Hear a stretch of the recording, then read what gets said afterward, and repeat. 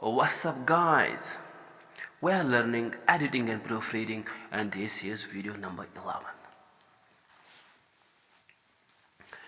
Syllabus of editing and proof reading for class 12th। पहला topic हमने पढ़ लिया, दूसरा भी पढ़ लिया, तीसरा भी, चौथा भी। आज हम पढ़ेंगे पांचवा टॉपिक, चेंज ऑफ वॉइस। तो सबसे पहले what is the change of voice, ये है क्या? A verb in English grammar has two voices, active voice and passive voice.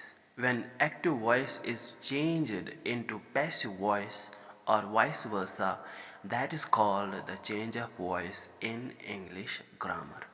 समझ आया? What is active voice? यानी active voice को passive voice में change करना है और passive voice को active voice में change करना है, उसी को हम कहते हैं change of voice. तो सबसे पहले हम पढ़ेंगे what is active voice. A verb is said to be in active voice when it is preceded by subject. For example, Sahil writes a letter. Sahil subject है, writes verb है, a letter object है. What is passive voice? A verb is said to be in passive voice when it is preceded by object. For example, a letter is written by Sahil. A letter object है, is written अब verb है लेकिन passive voice में, और Sahil subject है। Subject object verb समझना है। और जब वर्ब से पहले सब्जेक्ट हो तो वर्ब होगा एक्टिव वॉइस में, अगर वर्ब से पहले होगा ऑब्जेक्ट तो वर्ब होगा पैसिव वॉइस में। आगे हम सीखेंगे अच्छी तरह। ये है टेबल टेंसेस का, प्रेजेंट टेंस का।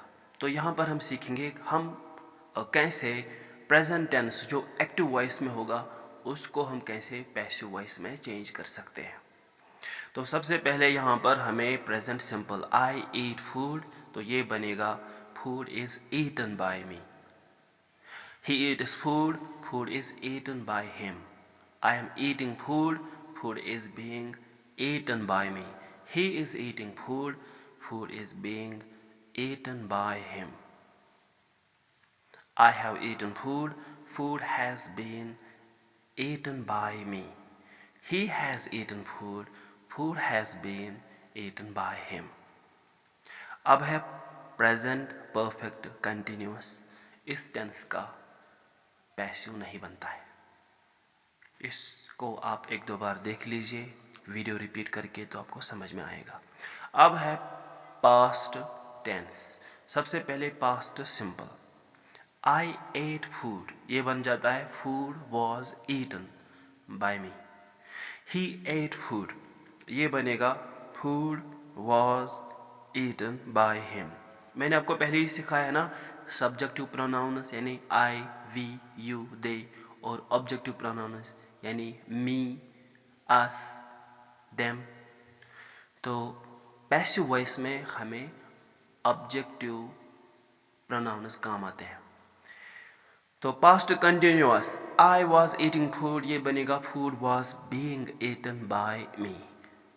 ही was eating food, food was being eaten by him. I had eaten food यानी पास्ट परफेक्ट, ये बनेगा food had been eaten by me. He had eaten food बनेगा food had been eaten by him.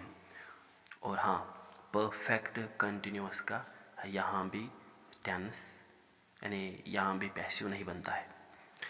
अब हम सीखेंगे future tenses. सबसे पहले future simple. आपको पता ही है फ्यूचर में हम शैल और विल भी यूज़ करते हैं, तो उसका भी ख्याल रखना है। जैसे कि आई शैल ईट फूड बनेगा food will be eaten by me, क्योंकि शैल आता है आई के साथ। फूड थर्ड पर्सन सिंगुलर है, इसीलिए इसके साथ आएगा will. He will eat food बनेगा food will be eaten by him, यहाँ पर विल ही रहा लेकिन ईट बन गया बी ईटन।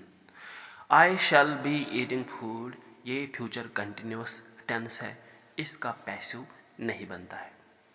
लेकिन फ्यूचर परफेक्ट का बनता है I shall have eaten food, तो इसका बनेगा food will have been eaten by me. He will have eaten food का बनेगा food will have been eaten by him, यानी ही हो जाएगा चेंज हिम में, और परफेक्ट कंटिन्यूअस का नहीं बनता है। यानी एक्टिव टेंसेस जो है वो ज़्यादा मुश्किल है पैसिव टेंसेस से। एक्टिव टेंसेस आपने प्रीवियस वीडियोस में सीखे हैं, तो इस वीडियो में आप सीखते हो पैसिव टेंसेस।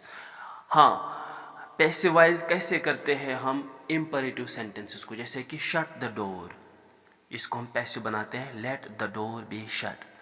ओबे योर पेरेंट्स, इसका बनेगा your parent should be obeyed by you. Please give me a pen, इसका बनेगा you are requested to give me a pen.